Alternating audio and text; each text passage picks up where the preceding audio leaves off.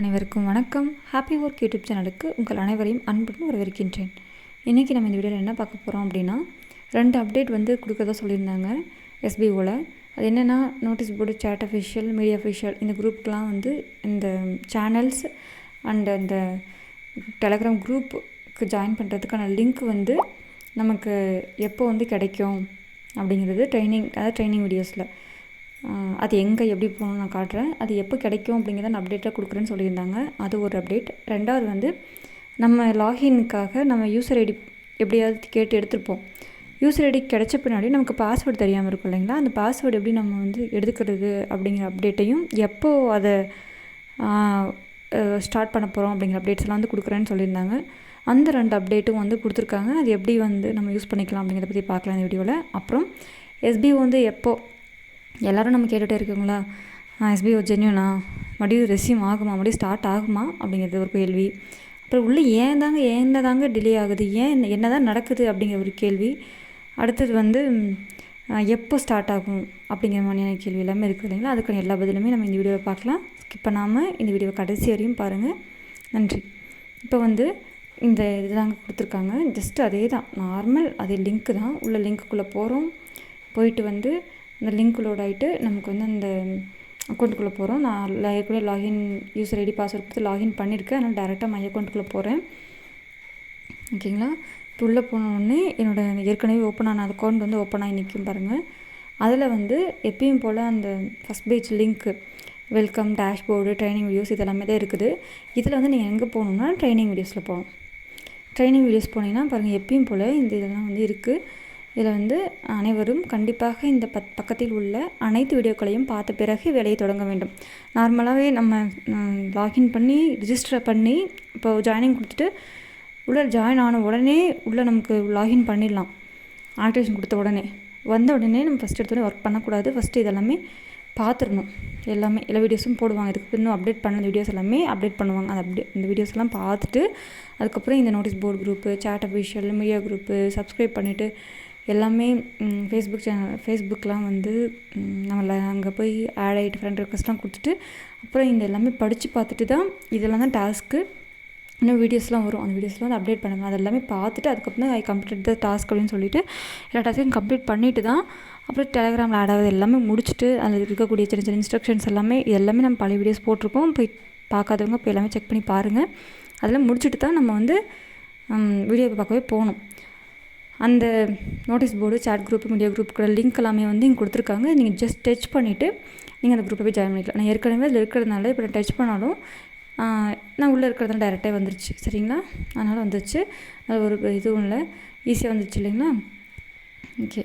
இப்போது எதுக்காகங்க இந்த notice board group, எதுக்காக சேட் குரூப், எதுக்காக மீடியா குரூப்னு கேட்குறவங்களா இருந்தீங்கன்னா, நோட்டீஸ் போர்டில் தாங்க எல்லா அப்டேட்டும் வருது. இப்போ நான் உங்களுக்கு சொல்கிறேன் அப்படின்னா இந்த விஷயங்கள் எல்லாமே எனக்கு எங்கேருந்து கிடைக்குதுன்னு நோட்டீஸ் போர்டில் தான். அங்கே ட்ரெயினர் ஒருத்தர் இருக்காங்க. அந்த ட்ரெயினர் டேரெக்டாக நமக்கு எல்லா இன்ஸ்ட்ரக்ஷனும் டேரெக்டாகவே கொடுப்பாங்க. அந்த இன்ஸ்ட்ரக்ஷன்ஸ் தான் கம்பெனிலேருந்து வர இன்ஸ்ட்ரக்ஷன்ஸு. அதை எல்லாருமே நம்ம தெரிஞ்சுக்கலாம். அதுக்காக நோட்டீஸ் போர்டில் இருக்கணும். நம்ம சேட் குரூப் அந்த இடத்துல நம்ம ஓப்பன் ஆன உடனே எல்லோரும் அவங்களுடைய பேமெண்ட் ப்ரூஃபஸ் ஷேர் பண்ணுற ஒரு இடமா இந்த சேட் குரூப்பை பார்க்கலாம். அப்புறம் எதாவது டவுட்ஸ் இருந்தாலும் நமக்கு நம்ம ஜாயின் பண்ணி விட்டாங்க இல்லையா, அவங்களுக்கு தெரியாத டவுட்ஸு, டீம் லீடர்ஸ்லாம் தெரியாத டவுட்ஸு, யாருக்குமே இந்த எல்லா வீடியோஸும் பார்த்து எனக்கு டவுட் கிளியர் ஆகலை, அந்த கொஷினுக்கு ஆன்சர் கிடைக்கல அப்படிங்கிற எந்த டவுட்டாக இருந்தாலுமே சேட் குரூப்பில் தாராளமாக கேட்கலாம். அவங்க அங்கேயே உடனே ஆன்சர் கொடுப்பாங்க. மீடியா குரூப்பில் மீடியா பற்றின அந்த இதெல்லாமே வரும். அது எல்லாமே நீங்கள் உள்ளே வந்தீங்கன்னாவே தெரியும். அதுக்காக தான் இது எல்லாமே. சரிங்களா, சப்ஸ்கிரைப் பண்ணி வச்சுக்கோங்க யூடியூப் சேனலில். Save green SPO save green official அப்படிங்கிற யூடியூப் சேனலில் நீங்கள் அதை சப்ஸ்கிரைப் பண்ணி வச்சிட்டிங்கனாவே போதும். அதை நீங்கள் அதில் மெயின் அப்டேட்ஸ் எல்லாமே யூடியூப் சேனல்லையும் வரும். இதுக்காக தான் நம்ம இதுக்குள்ளே இருக்கணும். சரிங்களா.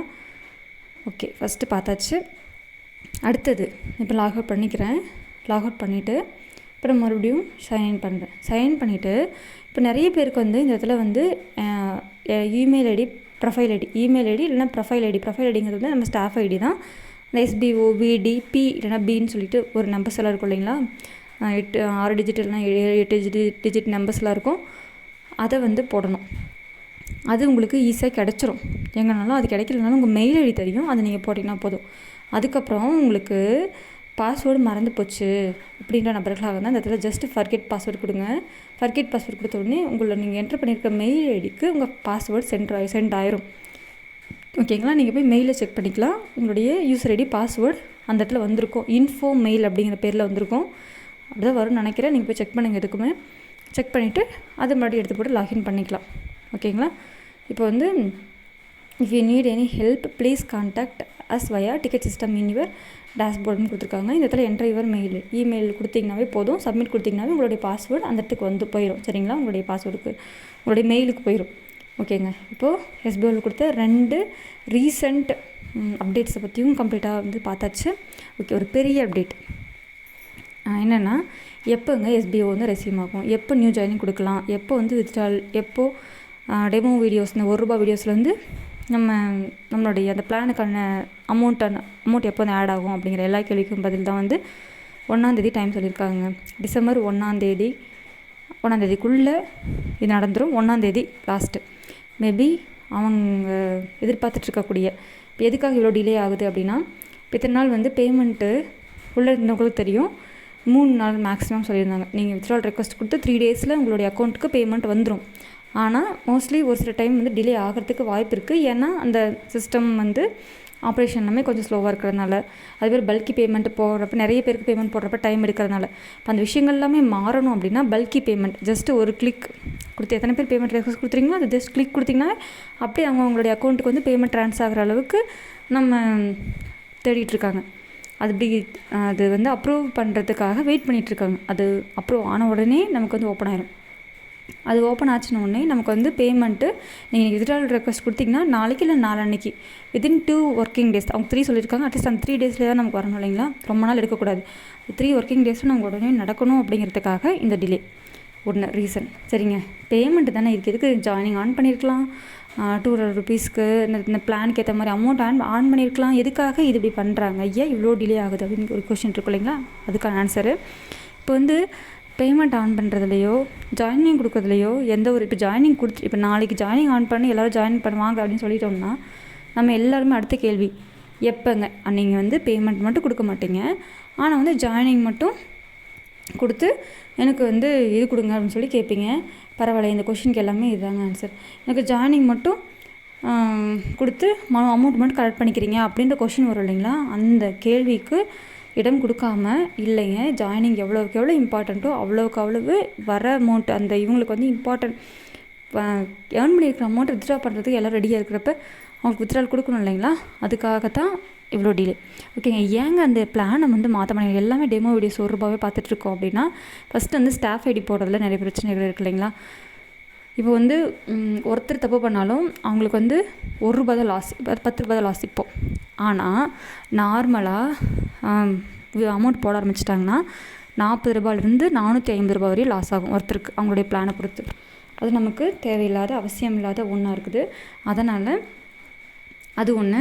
அப்புறம் இப்போது அந்த பிரச்சனைகள் எல்லாமே சரியாக கொண்டு வரணும், எல்லாமே ஆன் ஆகிறப்ப அதுவும் ஆன் ஆகிறப்ப இதையும் ஆன் பண்ணிடலாம் அப்படின்னு தான் சொல்லி வெயிட் பண்ணுறாங்க. இன்னொன்று, நமக்கு முன்னாடி இருந்தவங்களுக்கு தெரியும், கொஞ்சம் இந்த 40 நாள் வந்து ஸ்டாப் ஆனது பின்னாடி என்ன ஆச்சு, ஏன் வந்து இந்த பிரேக்குக்கு முன்னாடி என்ன நடந்துட்டு இருந்துச்சுன்னு தெரியும். ஒரு வீடியோலேயே நமக்கு வந்து ஃபுல் அமௌண்ட்டு கொடுத்துருந்தாங்க.